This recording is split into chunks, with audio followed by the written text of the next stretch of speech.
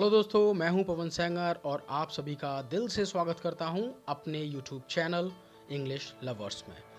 अगर दोस्तों आप लोगों ने अभी तक चैनल को सब्सक्राइब नहीं किया है तो जल्दी से चैनल को सब्सक्राइब करिए और बेल आइकन दबाना भी मत भूलिएगा, क्योंकि आने वाले जो वीडियोज़ हैं वो बहुत इम्पॉर्टेंट हैं, जिससे आप लोगों को नोटिफिकेशंस मिलते रहें। चलिए स्टार्ट करते हैं। तो दोस्तों आज हम पढ़ने जा रहे हैं वर्ब को। वर्ब को हिंदी में बोला जाता है क्रिया। इस चैप्टर को पढ़ने से पहले इसके टाइप्स को जानना बेहद ज़रूरी है। तो दोस्तों सबसे पहले हम लोग जान लेते हैं इसके टाइप्स को, फिर चैप्टर को स्टार्ट करते हैं। तो अगर वर्ब के बारे में बात किया जाए तो वर्ब दोस्तों बहुत ही कंफ्यूजिंग लेकिन बहुत इंटरेस्टेड चैप्टर है। ओके, तो इसमें सबसे पहले बात करते हैं हम लोग टाइप्स ऑफ वर्ब की।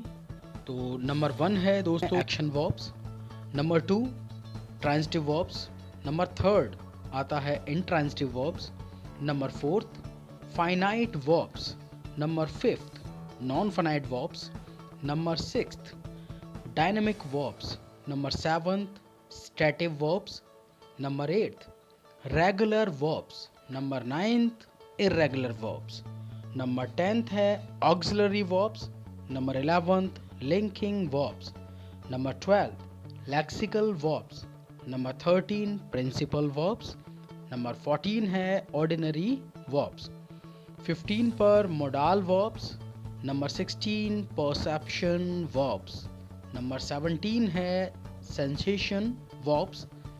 नेक्स्ट है कॉप्युला वर्ब्स। इसको दोस्तों कॉप्युला बोल सकते हैं, कॉप्युलर बोल सकते हैं और कॉप्युलेटिव वर्ब्स भी बोला जा सकता है। नंबर 19 है फ्रेजल वर्ब्स एंड नंबर 20 आते हैं स्ट्रॉन्ग वर्ब्स। नेक्स्ट है weak verbs, 22 marginal verbs, 23rd पे है मेन वर्ब्स, 24th है causative verbs and number 25th primary verbs. Next है दोस्तों इन्फिनेटिव और 27th बेयर इन्फिनेटिव और 28th आता है पार्टिसिपल्स। तो दोस्तों ये हैं टाइप्स ऑफ वर्ब। ओके दोस्तों, अब बात कर लेते हैं वर्ब के क्लासिफिकेशन की।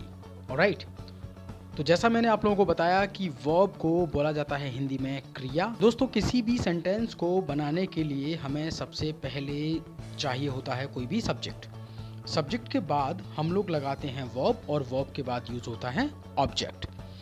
फॉर एग्जाम्पल जैसे मैं आपसे बोलता हूँ आई सॉ हिम, तो यहाँ पे आप देखेंगे कि आई एक सब्जेक्ट है, सॉ एक वर्ब है, ऑब्जेक्ट हुआ इसका हिम। राइट, अब दोस्तों एक इंपॉर्टेंट बात और समझ लेते हैं। किसी भी सेंटेंस में ऑब्जेक्ट मिस हो सकता है, यानी कि आप केवल सब्जेक्ट और वर्ब के बिहाफ पर सेंटेंस को बना सकते हैं। जैसे मैं आपसे बोल दूं आई टीच, मैं पढ़ाता हूं, आई स्टडी, मैं पढ़ता हूं, तो इसका मतलब आई यहाँ पे सब्जेक्ट है और टीच और स्टडी ये बन जाएगा आप लोगों का वर्ब। सेकंड, एक बात जानना ये जरूरी है कि किसी भी सेंटेंस को दोस्तों सब्जेक्ट के बिना भी बनाया जा सकता है।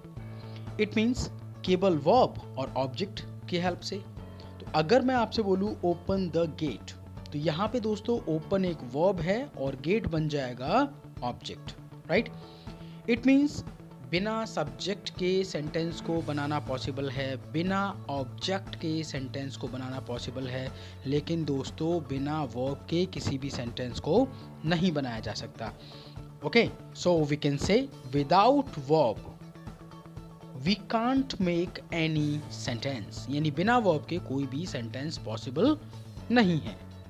तो दोस्तों अब समझ लेते हैं वर्ब की डेफिनेशन को। वर्ब की डेफिनेशन बोलती है A verb is a word which is used for saying something about some person or thing।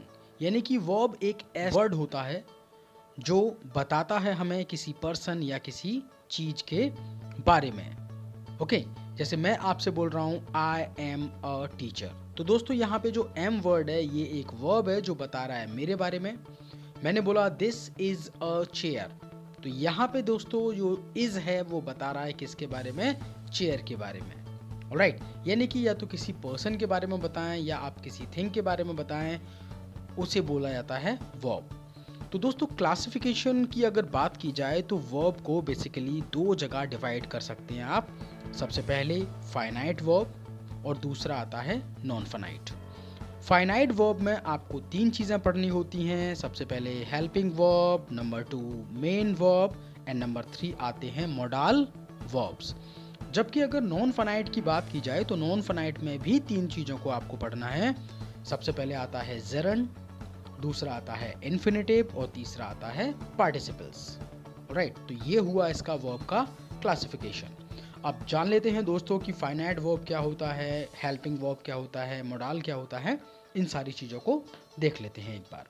तो अगर हम फाइनाइट वर्ब की बात करते हैं तो फाइनाइट समझना ध्यान से। Number 1, verbs which have the past or present form are called finite verb। यानी कि ऐसी क्रियाएं जिनका पास्ट और प्रेजेंट फॉर्म होता है उन सब को बोला जाता है फाइनाइट वर्ब। यानी कि दोस्तों आप ये बोल सकते हो ऐसे वर्ब जो टेंस के अकॉर्डिंग चेंज हो जाएं, उन्हें हम बोलते हैं फाइनाइट वर्ब्स। अब फाइनाइट वर्ब में नंबर ए समझते हैं हेल्पिंग वर्ब को। हेल्पिंग वर्ब में दोस्तों हम लोग रखते हैं जैसे is, am, are, was, were, be, being. इन सभी को बोलते हैं हम लोग टू बी वर्ब्स। क्या बोलते हैं? To be verbs. नेक्स्ट समझते हैं हेल्पिंग वर्ब में ही हैज, हैव, हैड को भी रखा जाता है और इनको बोला जाता है टू हैव वर्ब्स। और इसके अलावा इसमें हम लोग रखते हैं डू, डज और डिड को, जिन्हें बोला जाता है टू डू वर्ब्स। राइट, और दोस्तों आप लोगों को पता होगा कि हेल्पिंग वर्ब को हिंदी में बोला जाता है सहायक क्रिया। अब आते हैं बी पॉइंट पर। तो दोस्तों बी पॉइंट है मेन वर्ब। मेन वर्ब्स को हम लोग एक्शन वर्ब्स भी कहते हैं, यानी कि ऐसे वर्ब जो एक्शन करते हैं, इन्हें हिंदी में बोला जाता है मुख्य क्रिया। जो भी हम काम करते हैं उन सबको मेन वर्ब की कैटेगरी में रखते हैं, जैसे गो, रीड, राइट, सी, लुक, टीच। तो ये सारे वर्ड्स माने जाएंगे मेन वर्ब। और दोस्तों एक और खास बात समझ लीजिए आप लोग कि कोई भी मेन वर्ब जो होती है उसके अपने 5 फॉर्म्स होते हैं। Right, it means we can say they have 5 forms. अब इसका एग्जाम्पल देख लेते हैं। जैसे गो फर्स्ट फॉर्म है, went second form, gone third form, going fourth form और गोज फिफ्थ फॉर्म। तो दोस्तों अगर किसी वर्ब में आप ईएस लगा देते हैं तो वो बन जाता है फिफ्थ फॉर्म, और अगर आप आईएनजी लगा देते हैं तो वो बन जाता है आपका फोर्थ फॉर्म। ऑलराइट, ओके, आते हैं पॉइंट नंबर सी पर। दोस्तों पॉइंट नंबर सी है हमारा मॉडल वर्ब्स। दोस्तों टोटल मॉडल वर्ब्स होते हैं 13। ओके, और मॉडल वर्ब का काम होता है मोड ऑफ एक्शन को बताना। तो मॉडल्स वर्ब में हम लोग किसे रखते हैं? देखिए can, could, may, might, shall, should, ought to, will, would, must, used to, dare, need। इन सब को बोला जाता है दोस्तों मॉडल वर्ब्स। राइट, अब यहाँ पे एक पॉइंट और क्लियर करिए। देखिए ये जितने भी मॉडल वर्ब्स हैं इनके साथ मेन वर्ब का ऑलवेज फर्स्ट फॉर्म यूज होता है, कभी भी सेकंड फॉर्म या थर्ड फॉर्म आप नहीं लगा सकते। For example I can play hockey. तो ये जो दोस्तों प्ले वर्ड है ये कौन सा फॉर्म है? वर्ब का फर्स्ट फॉर्म। यानी कि कोई भी मॉडल वर्ब अपने साथ में हमेशा फर्स्ट फॉर्म ही लेगा। आते हैं दोस्तों पॉइंट नंबर 2 पर, और पॉइंट नंबर 2 है नॉन फाइनाइट वर्ब्स। तो सबसे पहले समझ लीजिए कि ये क्या होती हैं। Verbs without tense are non finite. Means क्या हुआ? इसका मतलब हुआ कि ऐसी क्रियाएं यानी ऐसी वर्ब्स जिनके ऊपर टेंस का कोई प्रभाव नहीं पड़ता उन्हें बोलते हैं नॉन फाइनाइट वर्ब्स।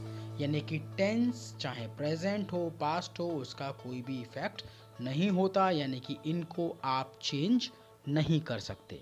ओके, अब इसमें सबसे पहले आते हैं जेरंड पर। जेरंड का मीनिंग होता है दोस्तों वर्ब के साथ में आईएनजी लगा देना and works as a noun, और जो नाउन की तरह काम करे उसे बोलते हैं हम लोग जेरंड। फॉर एग्जाम्पल, जैसे मैंने कहा स्मोकिंग किल्स, तो दोस्तों यहाँ पे जो स्मोकिंग वर्ड है ये बनेगा जेरंड और किल्स बन जाएगा एक वर्ब। इसी तरह से सेकेंड एग्जाम्पल देखिए, he is addicted to smoking, तो यहाँ पे स्मोकिंग दोस्तों ये बनेगा जेरंड, यानी वर्ब में आईएनजी लगाने पर जब कोई भी वर्ब नाउन की तरह काम करे उसे बोल देते हैं हम लोग जेरंड। नंबर बी पर आइए। नंबर बी है दोस्तों इन्फिनेटिव। इन्फिनेटिव का मीनिंग होता है टू प्लस वर्ब का first form, works as a noun, यानी कि कोई भी वर्ब का फर्स्ट फॉर्म उससे पहले टू लगा हो और वो काम किसकी तरह करे, नाउन की तरह, तो उसे बोलते हैं इन्फिनेटिव। अब एग्जाम्पल देखते हैं। एग्जाम्पल है to die is not easy, तो दोस्तों टू डाई यहाँ पे एज अ नाउन यूज हो रहा है और इसे बोलेंगे हम infinitive. Second example, I want to study, तो टू स्टडी जो वर्ड है दोस्तों ये भी यहाँ पे एज अ नाउन यूज हो रहा है और इसे भी हमें बोलना पड़ेगा इन्फिनेटिव। ओके, तो चलो समझते हैं नंबर सी पॉइंट को, और नंबर सी है पार्टिसिपल्स। पार्टिसिपल्स दोस्तों क्या होता है, इसमें तीन तरह के पार्टिसिपल्स हम लोग पढ़ते हैं। सबसे पहले प्रेजेंट पार्टिसिपल, दूसरा आता है पास्ट पार्टिसिपल और तीसरा आता है परफेक्ट पार्टिसिपल्स। ऑलराइट, तो पार्टिसिपल्स क्या होता है दोस्तों, किसी भी वर्ब में, ध्यान देना, किसी भी वर्ब में आप आईएनजी लगा दें या वर्ब का थर्ड फॉर्म लगा दें और वो एज अ एडजेक्टिव या एज अ नाउन वर्क करे उसे बोला जाता है participles. Okay, means a participle is a verb which is formed from a verb and used as an adjective or a noun. That is called participle. For example, dancing girl and burned child. तो यहाँ पर दोस्तों dancing और burned दोनों ही participles हैं आप लोगों के। होप दोस्तों ये पूरा क्लासिफिकेशन आप लोगों को समझ आ गया होगा जो आज हम लोगों ने डिस्कस किया है। और एक बार और समझ जाइए, जो स्टार्टिंग में जितने भी मैंने आपको वर्ब्स बताए थे, टाइप्स ऑफ वर्ब्स, उन सब पर मैं वीडियो बनाने वाला हूँ आने वाले टाइम पर, तो उनको मैं डिटेल में जाके डिस्कस कराऊंगा आप लोगों को कि पार्टिसिपल्स कैसे यूज़ होते हैं, जेरंड कैसे यूज़ होता है, प्रिंसिपल वर्ब क्या होता है, इन्फिनेटिव क्या होता है, मार्जिनल वर्ब्स क्या होता है, इन सब को मैं आप लोगों को डिस्कस कराऊंगा एक एक वीडियो में। ऑलराइट, तो मिलते हैं नेक्स्ट वीडियो में कुछ न्यू टॉपिक के साथ में। Thank you for watching this video and please share, like, comment and subscribe. Okay, अपना ख्याल रखो। जय हिंद।